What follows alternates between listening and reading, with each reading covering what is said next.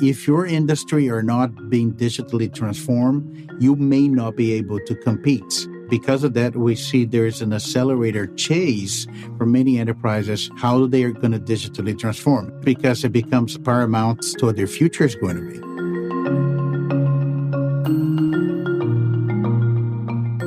Welcome to The Bid, where we break down what's happening in the markets and explore the forces changing the economy and finance. I'm your host, Oscar Polito. The digital transformation has been accelerating since the pandemic began in 2020. From fully remote to hybrid working to the digitization of products and services. Efforts are underway to integrate digital technology into all areas of business, fundamentally changing how businesses operate and deliver value to customers. It's also a cultural change that requires organizations to continually challenge the status quo, experiment, and get comfortable with failure. Here to guide us through this change and help us look to the future, I'm pleased to welcome Cristiano Amon, President and CEO of Qualcomm, a firm that has helped develop technologies that make the smartphone in your pocket the computer that it is today, and that is now taking those same technologies and putting them into everything else, from the auto industry to the Metaverse. Cristiano, welcome to The Bid. Happy to be here, Oscar.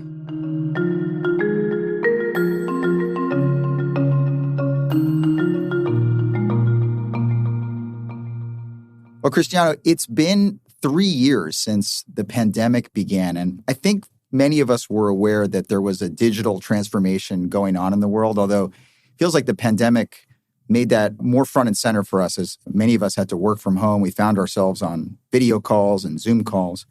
But I'm just curious, was that when the digital transformation began, in your opinion, or when did it begin? When can we point to that being the start? That's a great question. I don't think it was the beginning, but was the acceleration for sure. And there's so many different ways to describe it. I'm going to maybe describe it in a couple of different ways. One is immediately when the pandemic hit, companies needed to connect to the other people, no matter where they were, but then they realized they also need to connect to their assets. And that's what we saw, and we continue to see, that everything into a company, it needs to be intelligent, it needs to be connected, it needs to have a digital twin of it in the cloud. I think the other way to think about it is it has been an ongoing process that the economy is becoming more digital. So I think those two things are reality, and I think what we saw a significant acceleration of that into the pandemic. What are some examples that tell you the digital transformation is underway? I think one is cloud connectivity is now paramount. Everything is in the cloud. Your data is in the cloud. Information in general is in the cloud. The second thing is what I mentioned before, a digital twin of everything. It's a digital twin of you, a digital twin of your car, a digital twin of everything else. And then the second point of this is all of the processes are being digitized. And I think that creates a significant improvement in efficiency and productivity. Now, here's the interesting thing. We look at the current situation right now in the current macroeconomic environment, and we have not seen that had slowed down some of the enterprise digital transformation, because companies will digitally transform for growth, but they also digitally transform for cost reduction and become more efficient. I think that's really what you're seeing broadly, and that has continued into 2023.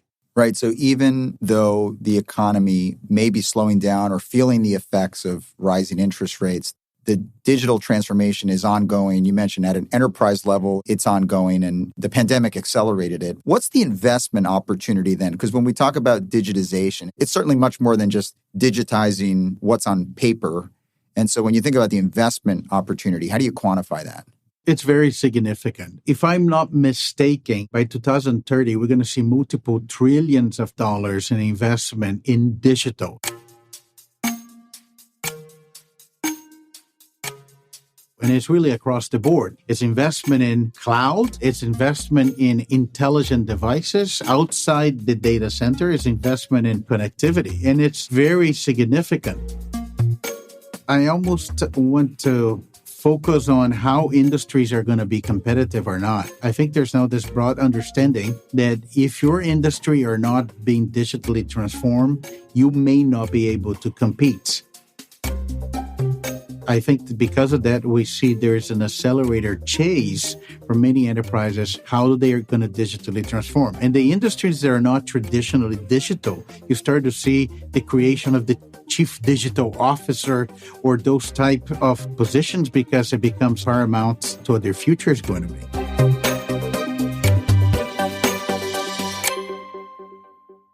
So on that point of maybe focusing in on industries, I know that one of the industries that you speak a lot about as CEO of Qualcomm is the auto industry, which maybe some people find surprising when they think of the history of your firm. But how is the digital transformation impacting the auto industry, or how will it impact the auto industry? That's a great question. And actually, it has been one of my favorite topics of conversation. Everything that we just talked about it before, I can look at what's happened in the auto industry. We can find many examples of that. So, Oscar, first, if you step back and you look what's happening in the auto industry, investors ask car companies two questions. The first question is, are you electrical? But the second question is actually the most important one. Are you digital? The car is really becoming a connected computer on wheels. And I think it's changing pretty much everything into the car. And let me walk you to some examples. First, you have all of the digital cockpit experience, all of those different screens in the car right now, allow for the first time the car company to communicate directly with their customers. Before, that was done by the dealership. Now the car company is in direct contact with this customer. So you started to see things in the car, for example, CRM systems going to the car. That's our partnership with Salesforce, how Salesforce get integrated into our platform, a Snapdragon Digital Chassis. You started to see a lot of services coming to the car, digital services, especially with electrification. It is being determined that if you have an electrical vehicle, when you're charging, you're spending more time in your car. And you're spending more time in your car, you're going to be entertained. You're going to work from the car the same way that you work from home. And I think all of those things are happening as you have those screens in the car connected to the cloud. The other thing that is happening is now the car is connected with its maker 100% of the time into its digital twin. You get new features, you get software upgrades, you get new capabilities, you buy a car, and it gets better over time. And the lists go on and on all the way to what's happening with leading towards a zero crash environment with assisted driving and what we call ADAS, as well as autonomy getting a scale at all tiers. So it's an incredible transformation with digital technology happening in this industry.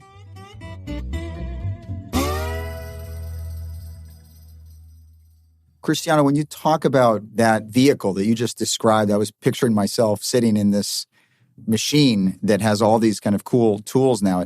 How much of that is actually available now, and how much of that is several years in the future? Where are we in actually that being a reality for most people? It's actually started to happen right now. If you look at some of the new cars they're launching right now in 2023 with some of our digital cockpit platforms, you start to see those beautiful screens. You'll see screens coming from the ceiling of the car, and you started to see all of those new services enabled by 5G. It is happening now, but as you think about what's happening in 24, in 25, we're now talking about new models in 25 and 26. It gets better and better. You're saying it's starting to happen now. We recently spoke to Peggy Johnson, who's the CEO of Magic Leap, and she talked about the Metaverse, this blending of our digital and physical worlds. And she talked about how for it to impact the end consumer, the hardware has to get better, the connectivity has to get better. And we still weren't quite there yet, but you're describing it as like it's actually here already. How do you think about Peggy's comments in terms of what you're seeing in that digital cockpit? I think actually there's some similarities with what's happening in the car, also with what's happening in virtual reality, augmented reality, and mixed reality. For example, one of the things that we see a lot of interest in some of the car makers, and I'll come back to this virtual reality thing, but in the car, in addition of all the dashboard and all those screens, you also have a heads-up display. You have the windshield, and you also have an opportunity to superimpose information that comes from the digital side into that display. So it's another area of transformation. But let's go back to what's happening in the virtual reality, augmented reality space.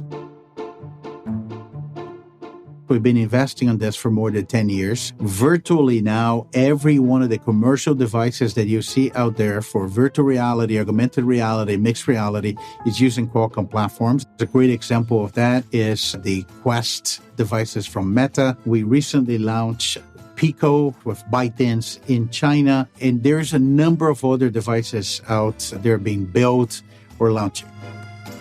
That concept that you just brought up, this is what's happening. You are going to have the connection between the physical and the digital world. And for us, we can see those information and some of those experiences with glasses. It's a natural thing. So the technology is going through cycles. And if you look at some of the new devices that are being launched right now, they're significantly smaller. We know that humans are going to reject if you have to walk around the street with a big helmet. But if you have something that is significantly smaller, then people are going to use it. And then the potential is really incredible. Let me give you an example of something simple. We used to make phone calls, but then in the 4G era, as the phones became computers and your smartphone, we started to text people and we communicate to text. But now we had the pandemic, and now we hold the phone in front of us right now to do a video call.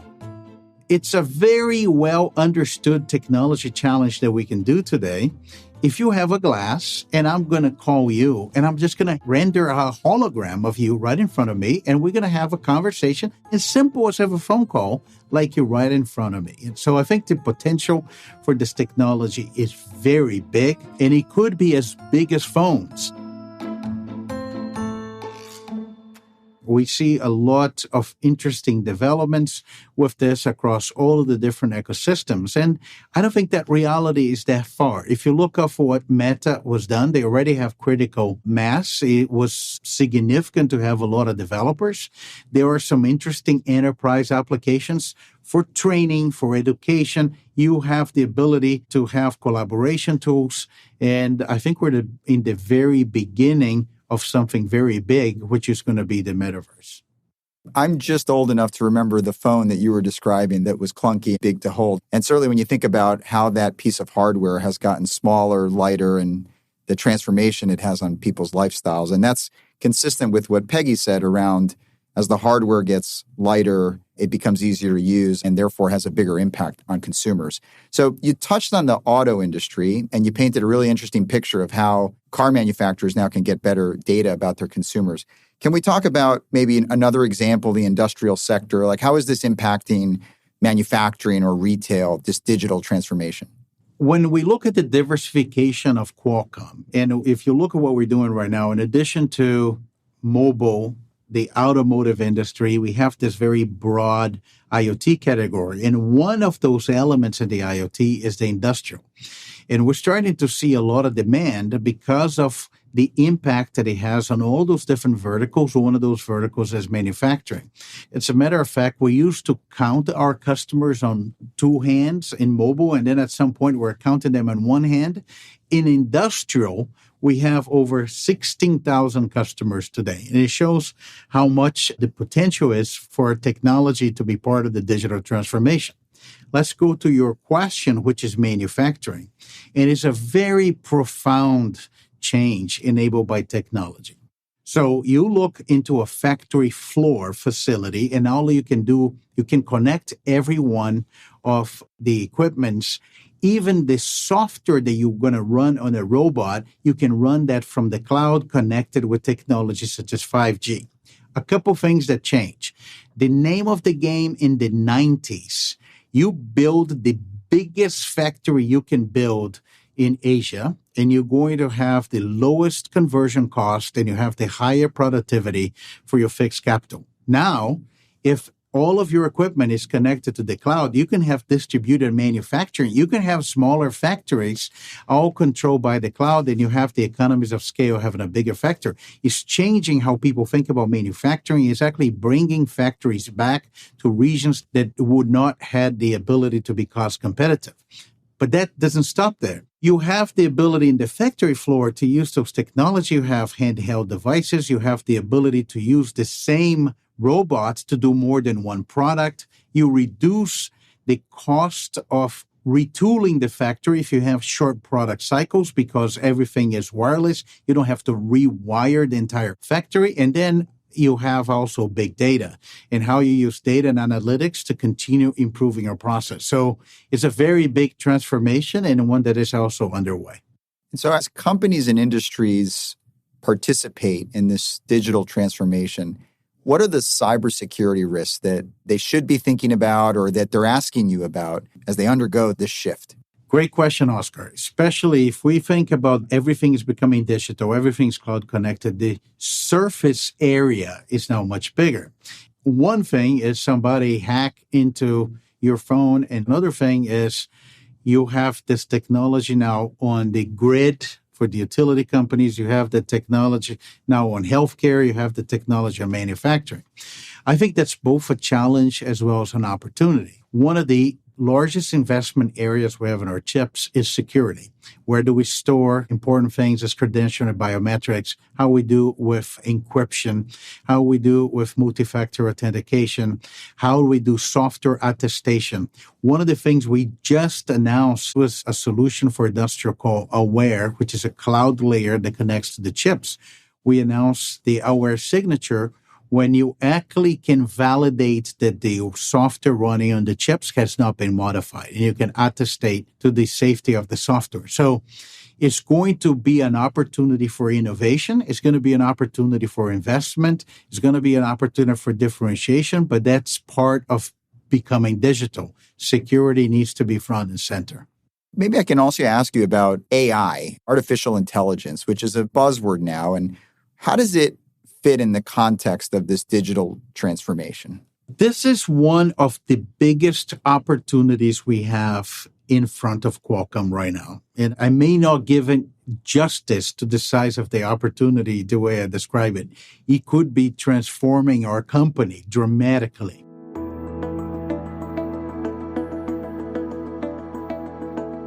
Things that are happening with AI, as AI is evolving and evolving fast, and you look at those large language models, for example, like ChatGPT, and you look of how those new models work. You have a very large model. You have to run them multiple times when you do those queries, and you have the opportunity to do not only text, but it's going to be images and video. And the reality is you're going to have to run those things locally into the devices. You won't be able to scale into the data center. A simple way to describe this, if you do something as simple as a search, and now you're going to do a search by chatting with the search results and asking queries, you significantly increase the cost of this search because of the computational power. So you have to move some of that to each individual device. This is now one of the fastest growing silicon areas for our chips. We're building very large capacity, very efficient processors. Because of our phone DNA, you have to run the very high performance computation, but you cannot compromise on the battery life. And I think that's an opportunity to bring AI to everything. I actually believe that in the same way that we have upgrade cycles driven by the transition of a feature phone to a smartphone, the transition of a 3G to a 4G to a 5G, people are going to want to build a new device, a new smartphone, a new computer, a new car, just based on AI capabilities. So, Cristiano, you paint this picture of the digital transformation impacting so many industries now, and then what's coming in the future. And I said before I was old enough to remember that big phone. I'm also old enough to remember like an old school record player. And it makes me think that maybe there are some things we don't want to digitize and some things we like to have in the analog version. So as you think about this transformation going on, what are some of the things that you think we should keep in kind of analog form? It's a great question. Well, first, let's just hope that restaurants and food places continue to be analog. It's going to be horrible if it's digital. But, it's an interesting question. I like to answer this question when you think about something as simple as wristwatches, right? You saw what happened from mechanical watches going to digital watches, but you still have some charm and something special about mechanical watches. And I think some of that's going to happen. It's like vinyl coming back. So personally, I do a lot of work with the automakers to transform the car into a digital connected computer. But I have a passion for muscle cars from the 70s. I'm restoring too. And those are all analogs and they're fun.